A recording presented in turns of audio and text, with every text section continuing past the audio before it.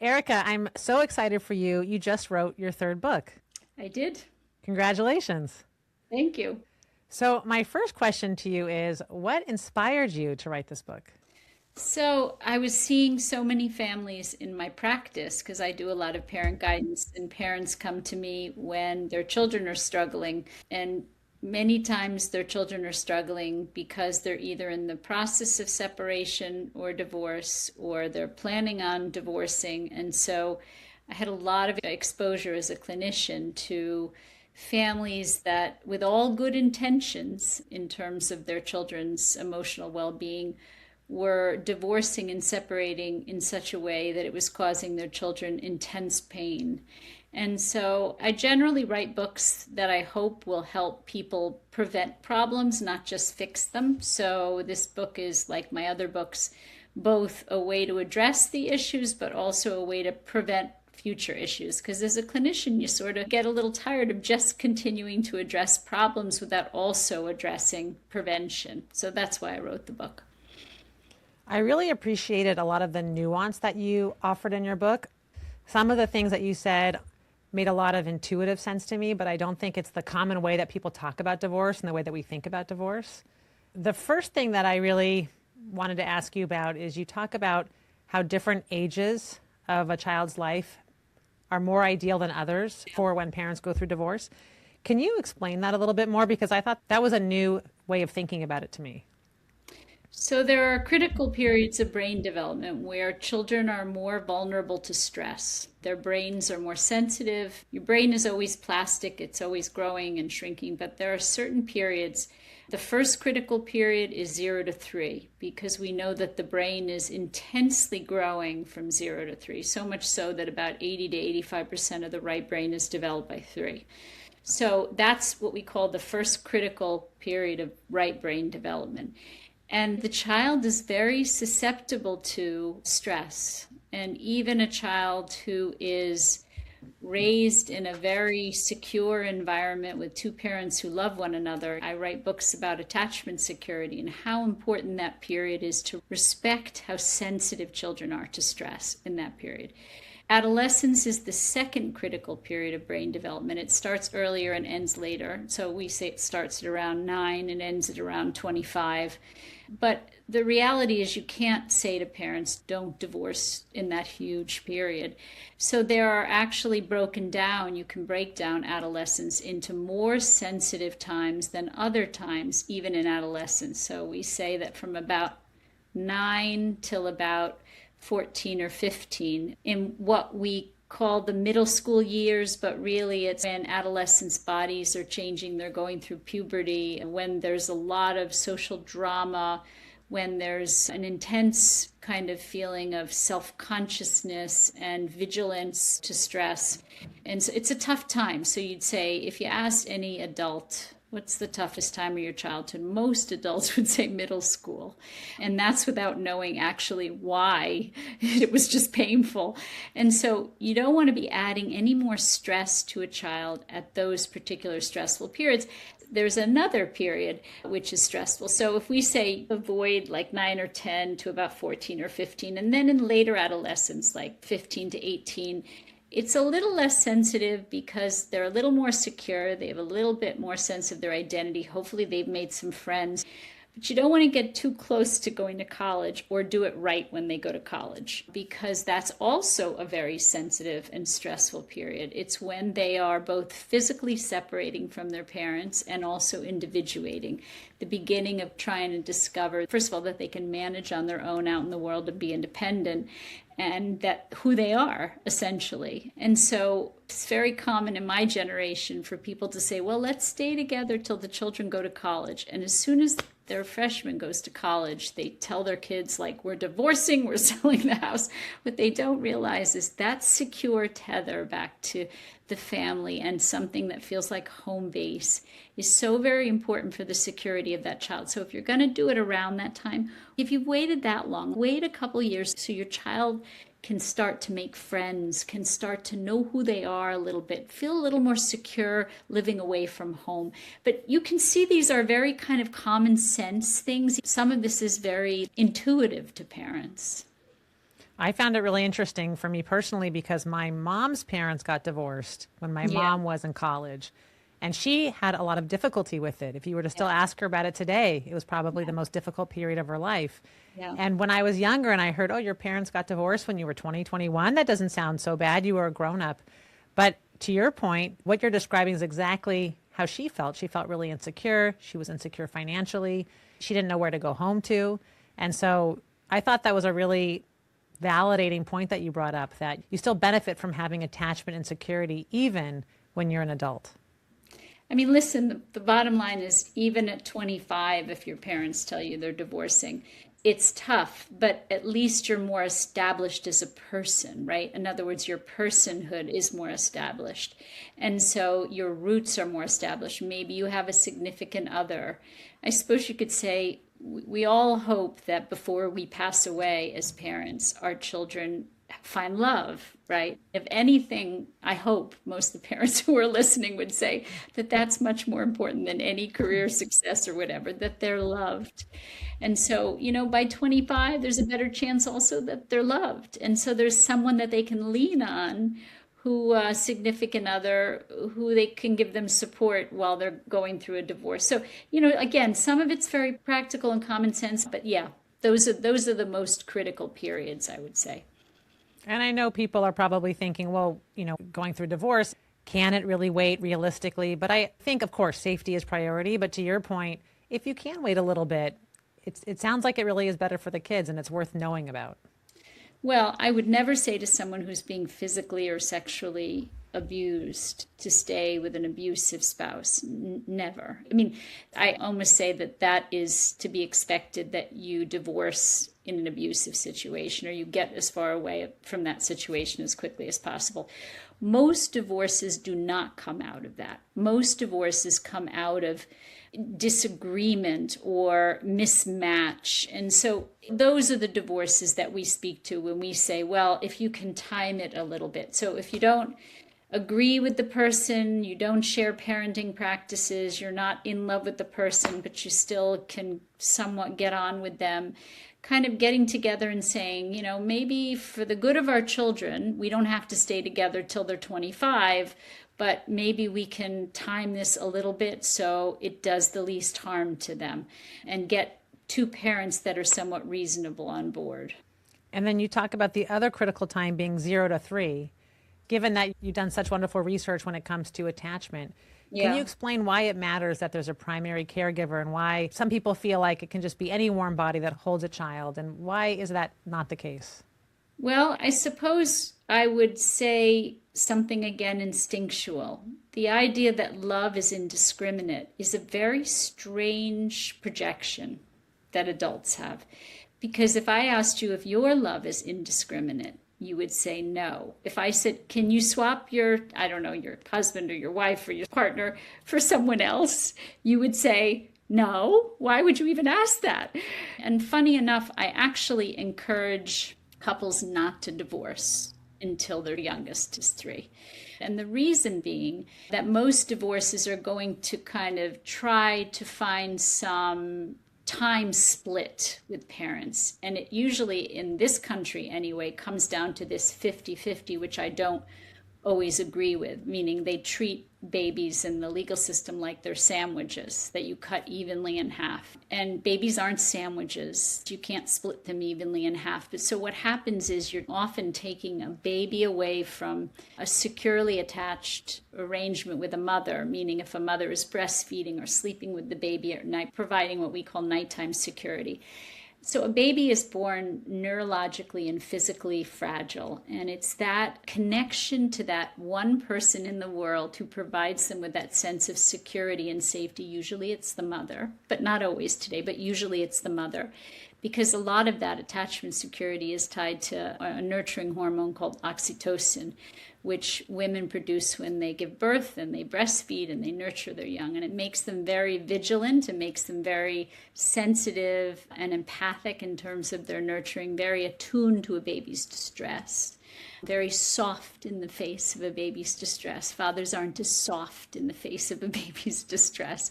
And so that primary attachment figure provides that baby with a sense of safety.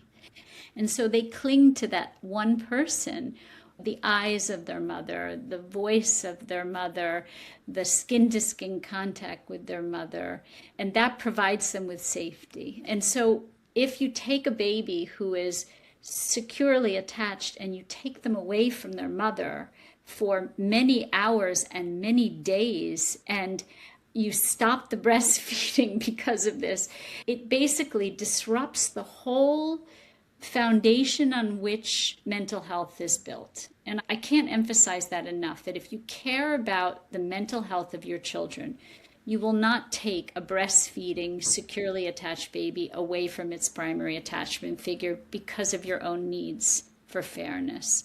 You will make an arrangement that gives you as much access to your baby as possible during the day and even at night, but not overnights, and then doesn't demand that that baby exist without that primary attachment figure for more than a short period of time. And then after that child is 3, then you can start with this idea of you have 2 homes and you spend some time at daddy's home and some time at mommy's home. So that 0 to 3 period is really like the platform on which emotional security is built. And if you get that wrong, it's very hard to repair that. I thought you made a really interesting point when you said that we encourage our children to be resilient.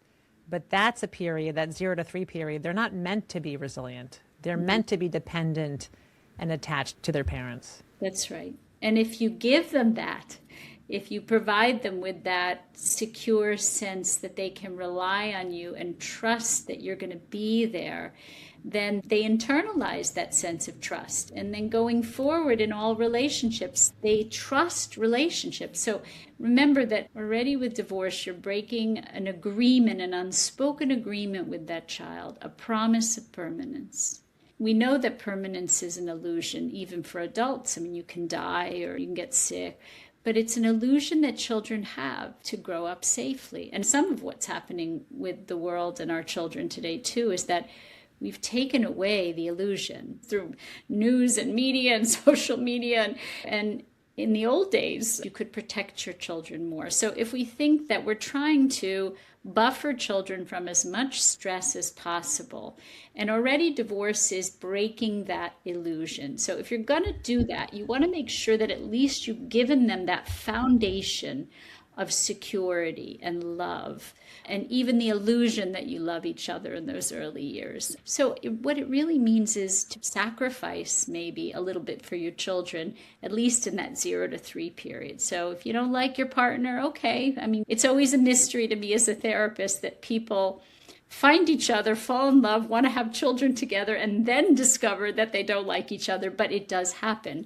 And the concept is that if you've waited as long as it took to be pregnant and have a baby, wait a little longer till your children are out of that 0 to 3 window. It'll make a big difference in terms of them trusting the world and trusting the environment later on.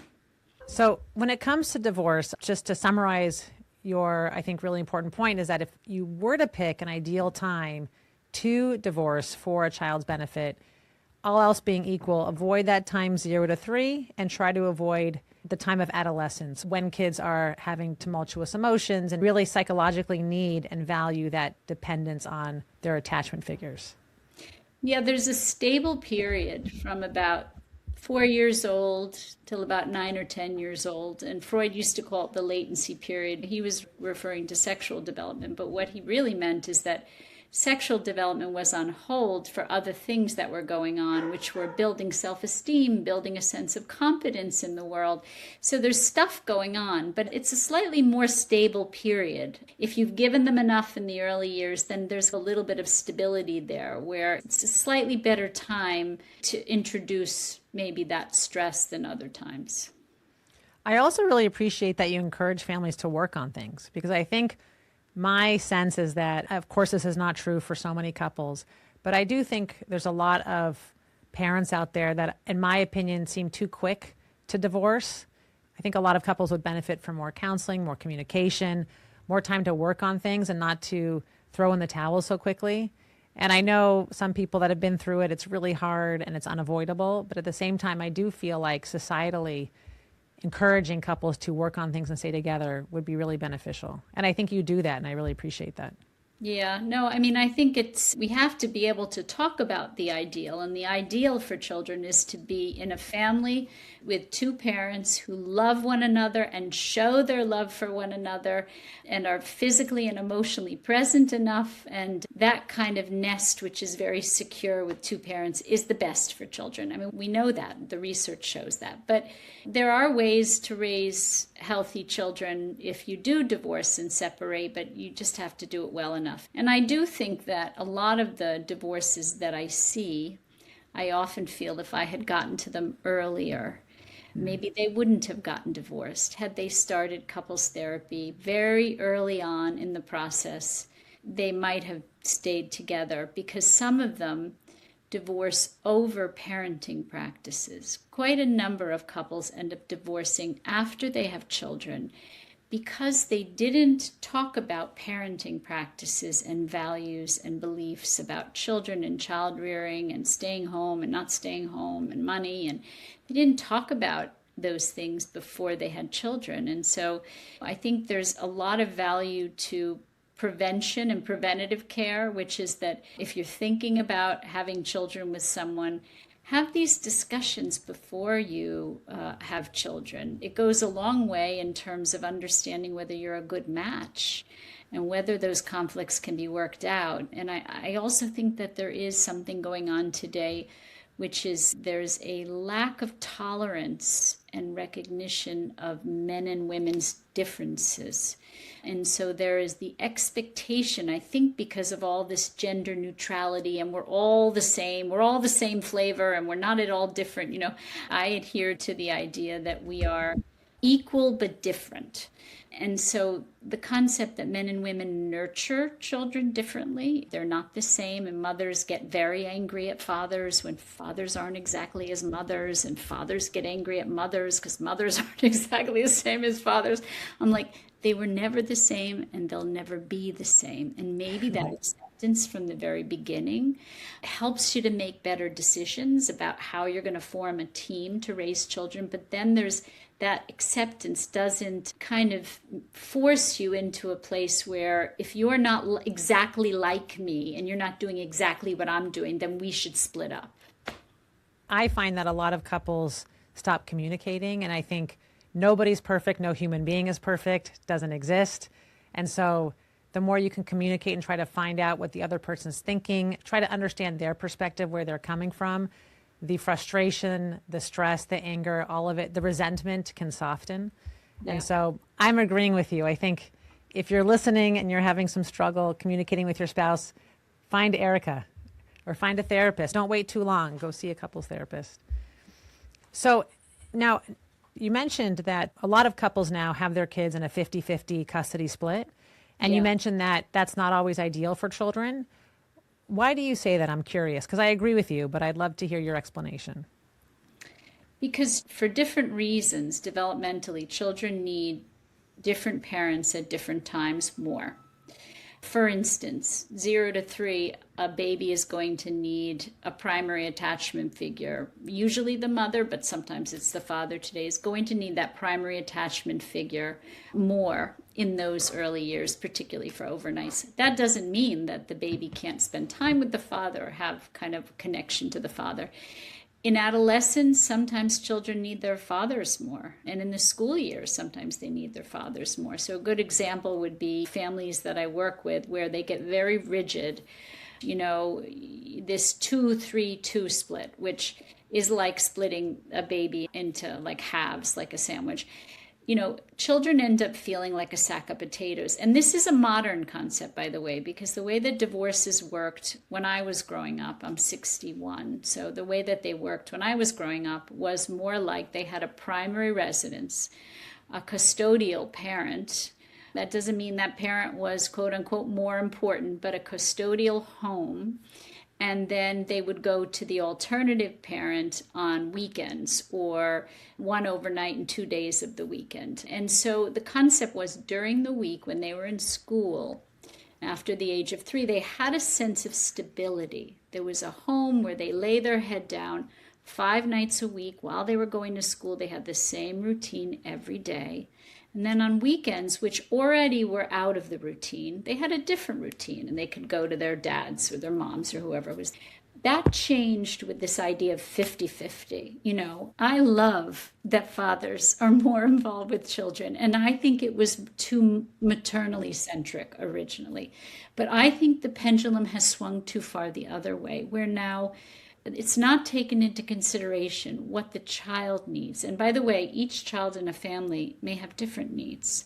So the other thing is that the courts and parents treat children as if they're bundles, like going to Costco and getting 3 cans of starch. And then you end up with like bundles of things.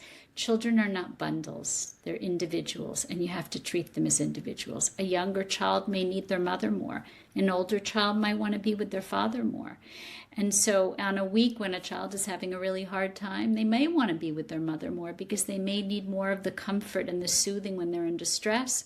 Or on a week when they're doing sports and playing, and they may want to be with their father more. And so this idea that you rigidly split a child in half, it's like a sack of potatoes. I think they called it the hot potato when I was a kid, the party game at birthday parties, like throwing the potato around. And kids start to feel like a sack of potatoes instead of a child. And when they say, I don't want to go back and forth, this is too much for me, no one listens to those children. Because it's all about the parents, and it's all about what's fair, as if you're splitting a possession, as if children are your possession. The poets say, and there's plenty of poets, and I can quote them from Khalil Gibran to the Torah, says that children are not, they don't belong to you.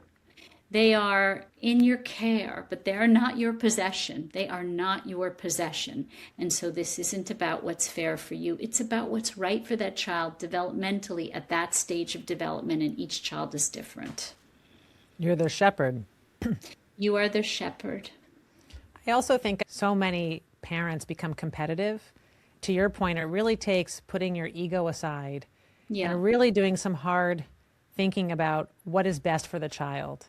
And I think it takes a lot of maturity to really look at a child and say, even though I want them at my house, maybe at this point in their life, it's better for them to be at their mother's house or their father's house. That's right. And it's funny that you say put your ego aside, because one would say you have to have a secure ego. You have to be secure yourself. You have to be secure in your children's love for you, and understand that this is not a competition. This is not a race to the finish line. That if you handle divorce well and sensitively, and you're attuned to what your children need, not what you want and what you need and what's fair for you, but if you're really attuned to them, then they come out of the divorce situation loving you and respecting you. They may not like that you divorced, but they can still love you and respect you. But if you treat the divorce in a selfish way, in a self-oriented way, you will end up with children who resent you, who move away from you. And it's not a prophecy I'm making, but it is what I'm seeing, even in my adult patients who talk about divorce. Because the other reason I wrote this book is so many adult patients have been so wounded by the divorce of their childhood and what their parents did wrong, that a lot of what's integrated into the book are the biggest mistakes that a lot of my adult patients say that their parents made. When you talk about the 2-3-2, I have to say, I completely agree that that does not seem like the right move. I don't want to place judgment if it's working well for some families, but I talk to so many kids who are with their mom Monday, Tuesday, they're with their dad Wednesday, Thursday, then they alternate weekends, Friday, Saturday, Sunday. It's so complicated for them. They don't remember where their toothbrush is. They don't remember whose house has their history book. They don't remember which parent's picking them up when. And they don't feel like they have a home, to be honest. And I hope for those kids that they feel security. Because when I hear stories where they're at their mother's Monday through Friday, and then they're at the father's on the weekends, or something that seems a little simpler, a little easier for them to get through their school routine, through their social routine, it just seems more fair to the children. So I agree with you. I don't know how the 2-2-3 became so popular, but I appreciate that you're trying to swing the pendulum the other direction. Mm-hmm. Yeah. Now, I'm so curious, when you just mentioned that as a therapist, when you talk to adults, you've heard enough common mistakes that your clients have shared with you about their own parents getting divorced. What would you say are those common mistakes? Like if you could pick the 3 biggest mistakes that you've heard, what would you say they were? Well, some of them we talked about already, meaning this idea of treating them like a possession. The other thing is when parents, alienation is a term that has long been associated with divorce, but few people really understand what it means. It doesn't necessarily mean you physically keep your child away from your spouse. That's clearly alienation.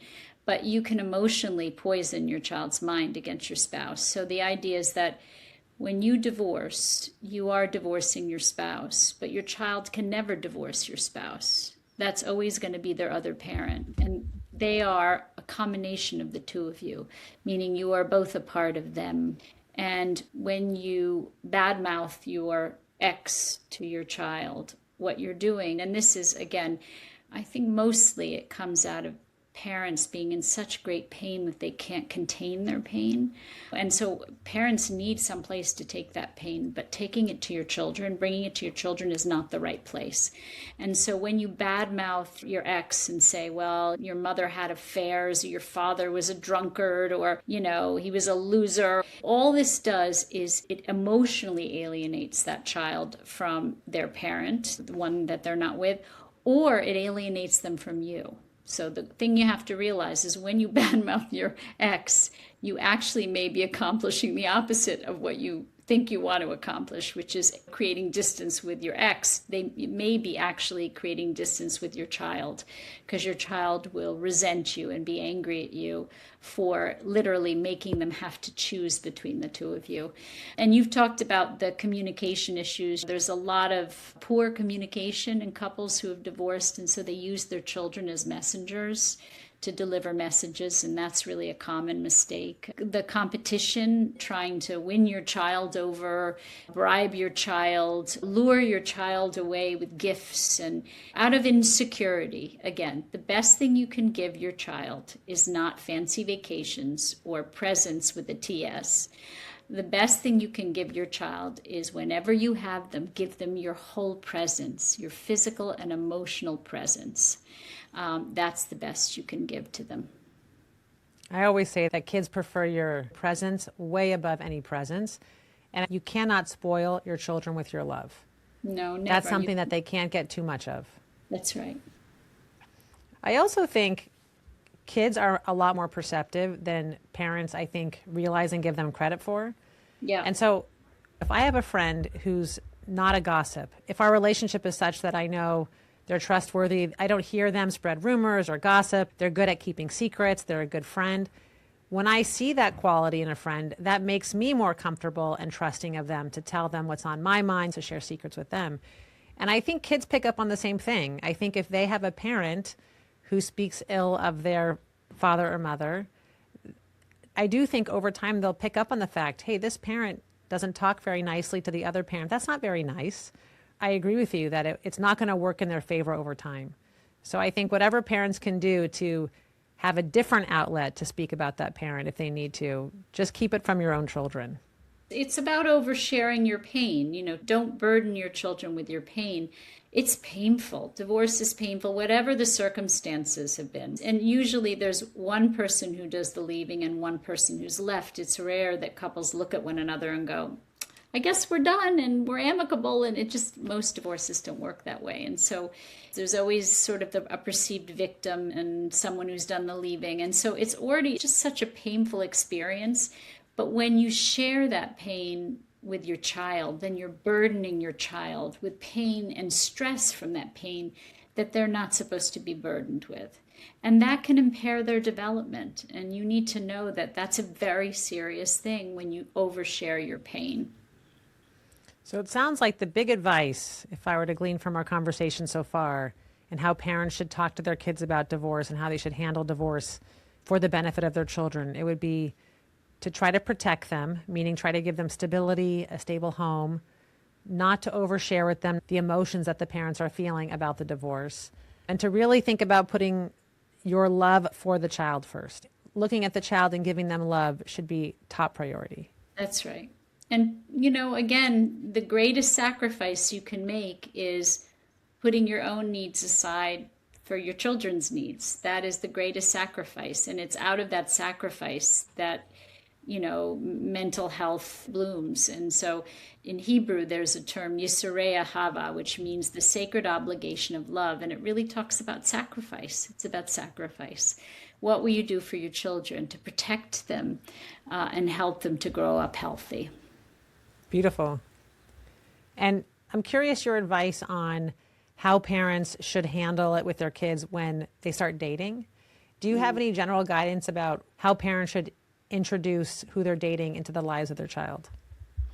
Well, your children have already experienced loss. So we know that you want to protect them from loss if possible. You can't protect them from all loss, and that's the bottom line. But you try, right? So you try to protect them from too much loss. So introducing them to partners who are not permanent partners. We can never know for sure, right? But the idea that we have the intention and the seriousness of intent to stay with this person, and this is going to be our partner going forward, that's when you introduce your child to your partner.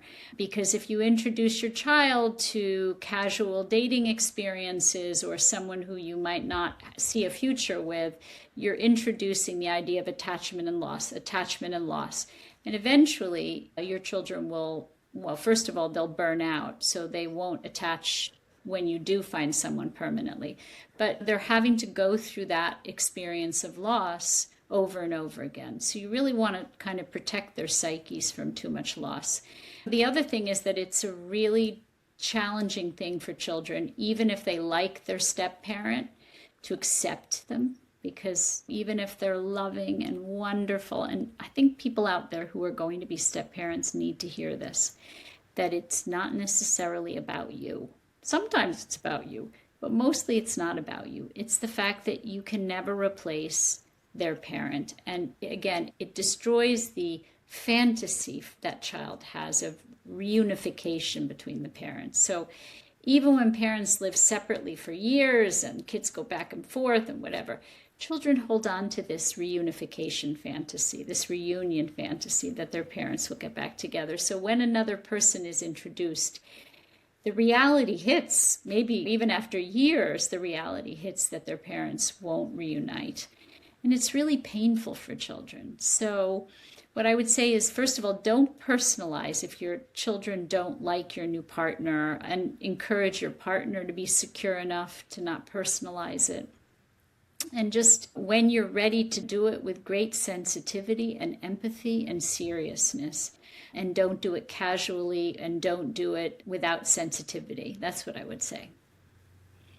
And that's beautifully said. I think about this concept a lot because I've met some parents where, for the perceived benefit of their child, they don't want to date until the kids are out of the house because they don't want to bring somebody into the home and they want to respect that sensitivity. But at the same time, I feel for the parent who also is deserving of love. And so I think what you're describing sounds right to me. We're all deserving of love. Should a parent who's gone through divorce find love, that's okay, but just approach the situation delicately, sensitively, and with the child at top priority. Yeah, and the idea is sometimes introducing a loving connection can model something different for children. There are benefits too. Once you get through the hardship of it, when children see that parents are happy again, or that they experience maybe what a loving relationship looks like for the first time. Because, the truth is, if you live in a family where your parents hate each other, then you're more likely to do what Freud called neurotic repetition, which is repeat the same pattern that your parents did, because it's what's familiar. So you're more likely to get into an abusive relationship, or a relationship that's a mismatch, or you're more likely to get divorced. So the concept is, if you show them what love should be in terms of two people that are well matched and compatible and affectionate and respect and admire one another, you're modeling something different. That is a wonderful point, because it's true. I don't know the statistics off the top of my head, but I know for kids that have had parents who are divorced, they're more likely than the average to have a divorce themselves. Yeah. Which isn't necessarily true if they go into treatment and they talk about the loss and they really mourn.